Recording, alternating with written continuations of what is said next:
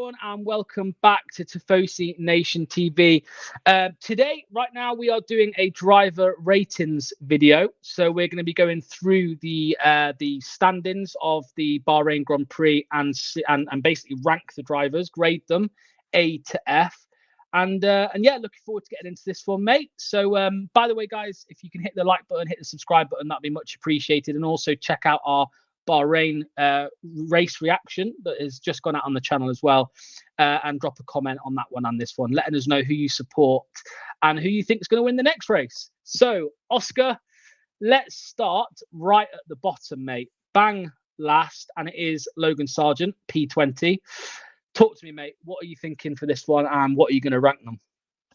It's a tough one to do, Logan Sargent, because obviously his qualifying was P18 in qualifying, and Williams did think they were going to get into Q2 with both cars, so he was thoroughly outperformed in quali by Alex Albon, but he was better in the race, to be fair. But he had that big incident with the steering wheel.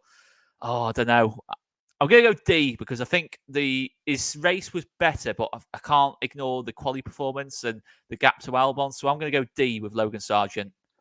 I think that's fair, mate. I don't think he was, particularly bad. I don't think he deserves an E or an F.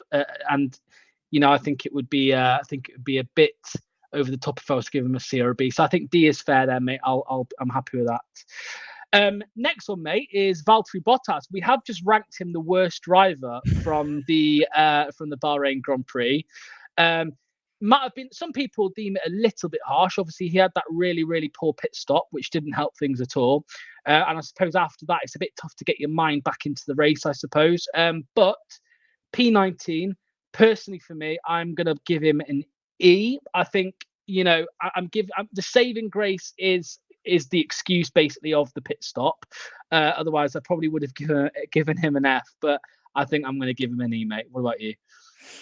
I'm going to go D. I don't think he was that much worse than, say, Logan Sargent, but there was definitely a gap in race pace to Zhou. He was actually out-qualified Zhou, but again, we're talking thousandths of a second there, not even tenths, thousandths. So, it's a D for me on Valtteri.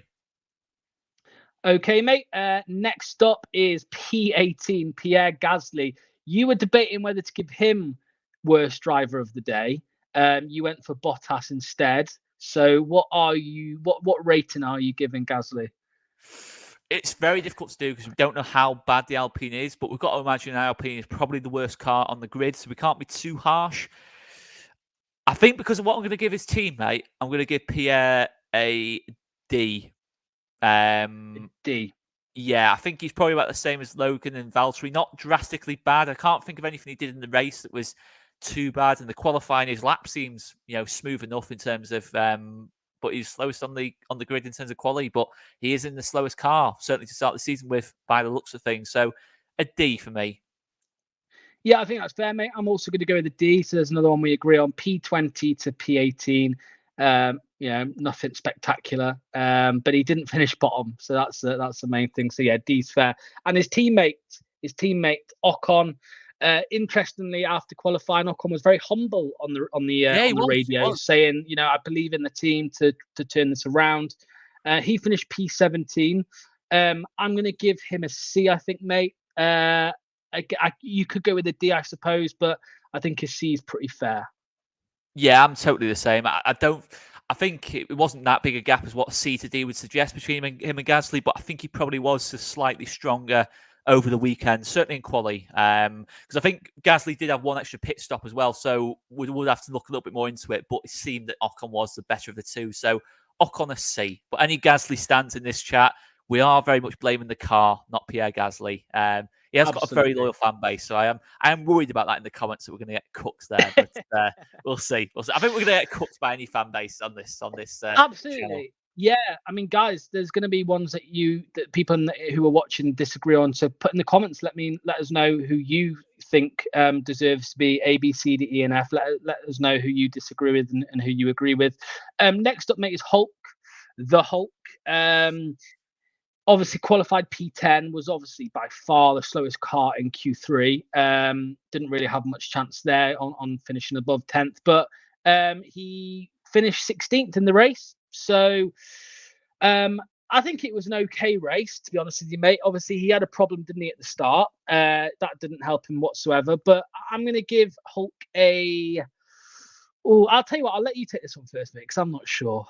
It's a very difficult one, this one. It depends how much you rate the race compared to quality. I think if you're going off quality performance, it was faultless, really, in terms of what you got out of the car. You got the absolute maximum.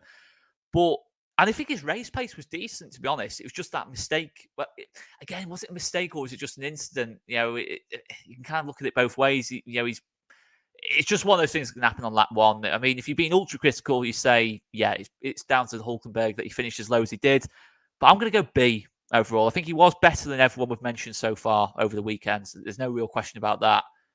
Yeah, in the words of Charles Leclerc, it was an incident. And yeah, I think that's fair. I agree with you on that one, mate. Next up is Albon. Albon. I mean, tough one. Yeah, it is, mate. Obviously, he finished P15, P13 in qualifying. So he qualified 13th, finished 15th.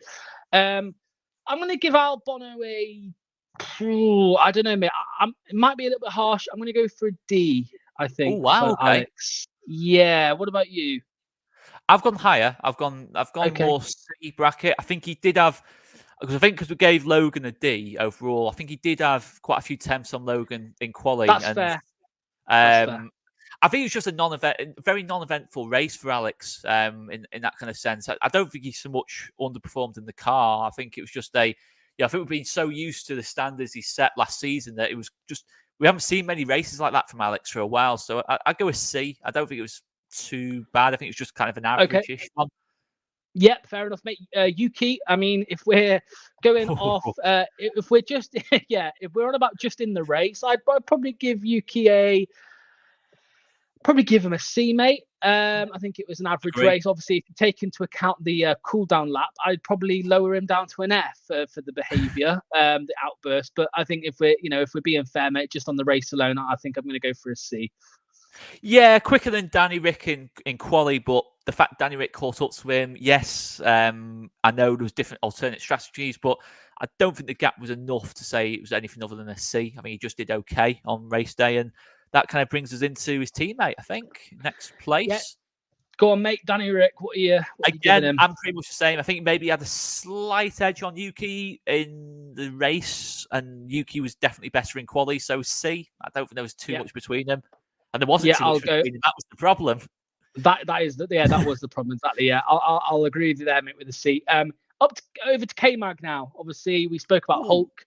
He was quick in qualifying, but K-Mag a little bit behind. Obviously, K-Mag did finish higher than him in the race, though. K-Mag up in P12. Again, mate, I think I'm debating whether to give K-Mag a C here. I probably will, mate. I'm going to give K-Mag a C. I've gone higher. I've gone B. I think obviously there was a big gap in quali, but I think it's more because Nico Hulkenberg is he's by far the best qualifier outside the top 4 teams. And I think, to be honest with you, you'd argue he's a better qualifier than a lot of the drivers in those top 4 teams, to be honest, pound for pound. But Magnussen qualified 15th, which is better than where he kind of was back end of last season, and finished 12th. And certainly on race day, I think he looked pretty good. So, and he obviously didn't have a lap 1 incident like the Hulk did. So I've got more B, but I don't really mind. I'm kind of in between the two, really. I'm happy, mate. I'm happy to go for a B. I'm being maybe a little bit harsh by giving him a C, but over to Zhou. Obviously, P11, one of the surprises, I suppose, when you look at where his teammate finished. I think this one is fair to give a B. I think he could have got an A, to be fair, thinking about it, but maybe an A. What do you reckon, mate? A B or an A? I've actually gone A, to be honest with you. Okay. I think his first few laps of that race were phenomenal to see in terms of gaining positions and that, not gaining 4 positions, and then holding that as well. It's one thing gaining those positions early doors. It's being able to, stay in that position kind of thing is easier said than done, because we don't really know how good the Sauber is. Alfa Romeo, obviously formerly last 2 seasons has started quite well. Maybe that's the case with Sauber, and it was more of a case of Valtteri massively underperformed in the car more than Zhou massively outperformed the car. But I think he could have easily got points. I think he was unlucky. I think they did mistime that last pit stop, Sauber, and he held off Yuki quite well early on in the race when Yuki was sort of 11th, and some really good defensive moves early in the race that I can remember off the top of my head. So I've gone, I'm kind of in between the two. Like a I'm B going to go plus. B plus, Like actually. Let's go B plus. I can't really give him an A when he didn't get the points, and there was no retirements. That didn't help. There was no retirements, but B plus, I think. Yeah. Yeah, I'm happy to go with that, mate. I think moving on to someone who I am definitely giving an A to, I think, is P10 Stroll. Now, I think he had a really, really bad start, obviously, down to he was last, wasn't he, at one point? It wasn't his fault, though. It wasn't his fault. And he a very good recovery drive. And I think on another day, he could have even got driver of the day potentially because of the recovery drive. But I'm giving him an A. You might disagree and go B. But yeah, A for me. What about you?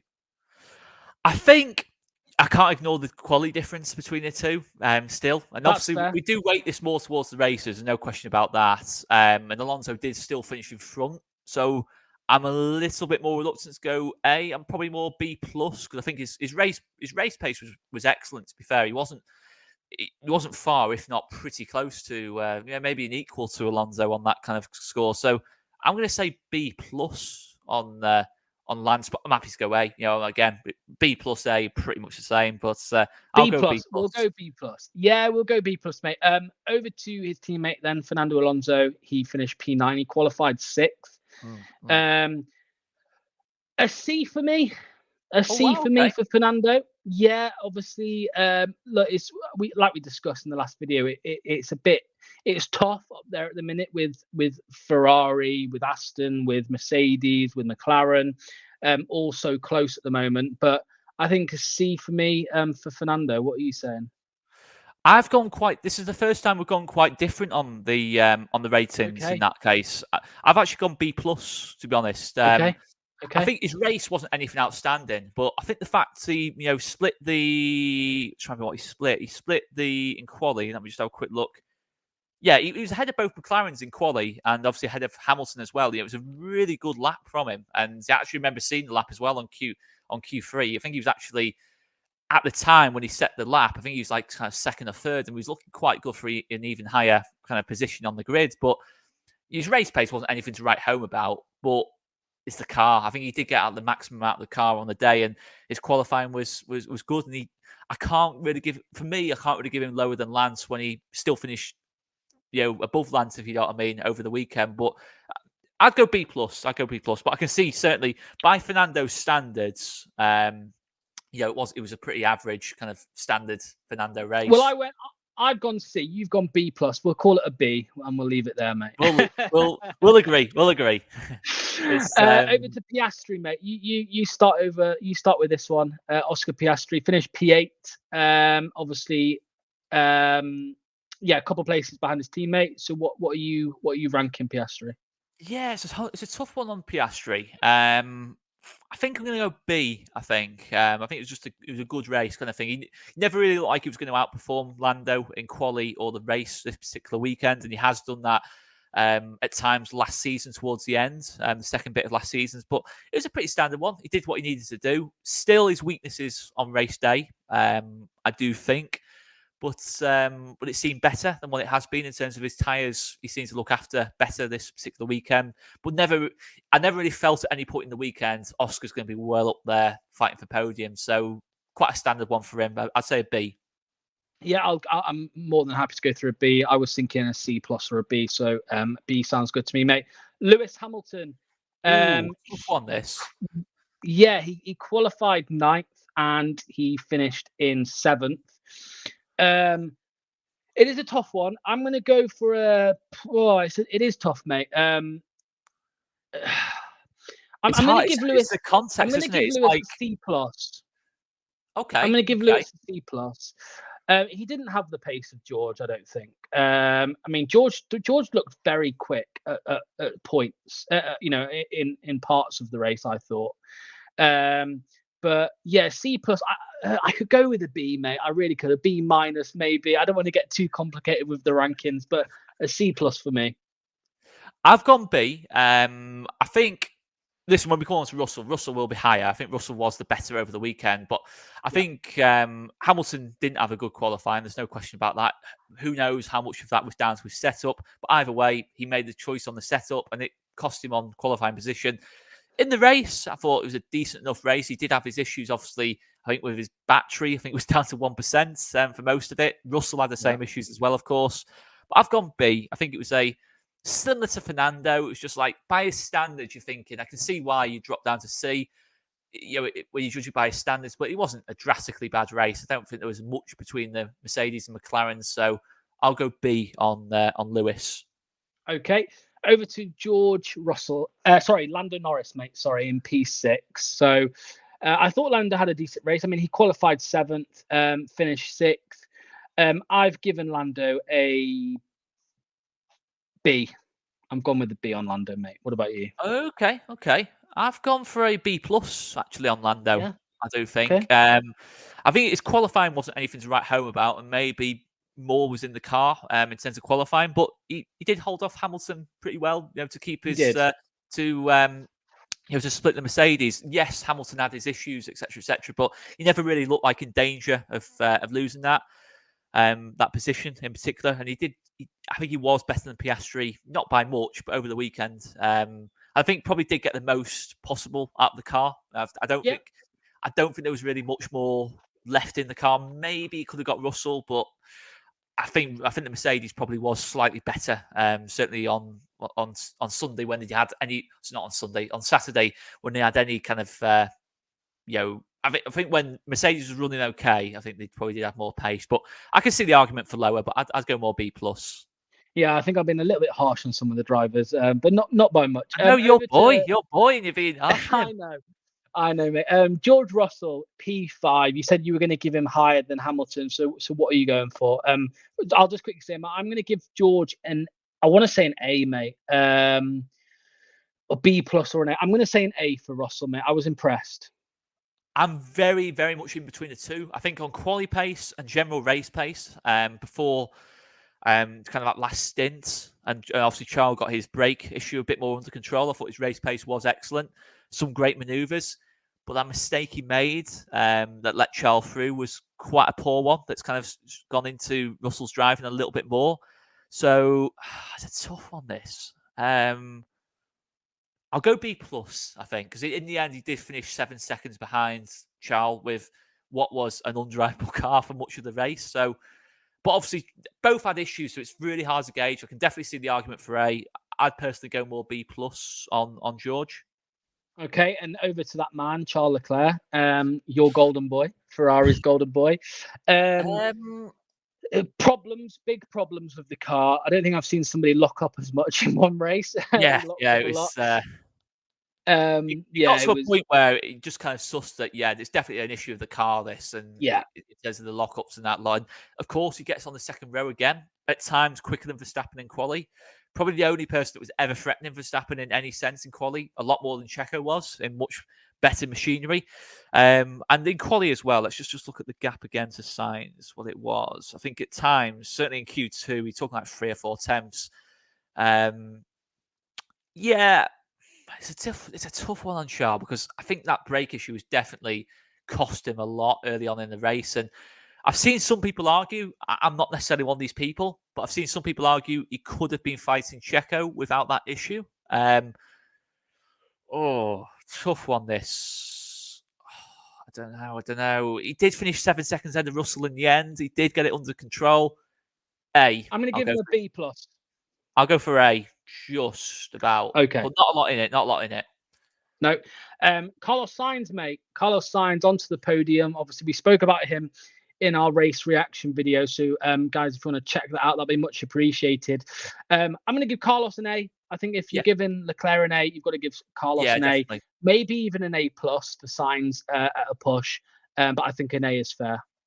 Yeah, I think so. I think over the weekend, Charles was the better driver. But you look at, I think it was a really strong race off Carlos. And listen, it seems an outrageous thing to say that Charles was the better driver, but I think that issue he had was massive, kind of thing. There's no question about that. But if he didn't have that issue, he would have finished ahead of I Sainz. think so. I do think so. Before anyone attacks me in the comments saying you're a Leclerc fanboy, yes, I am. But Carlos was absolutely exceptional, and the manoeuvres he pulled around, in terms of on Russell, on Leclerc, his teammate as well, fantastic, and he was fantastic on Saturday, and yeah, I think it's got to be an A for Carlos for me.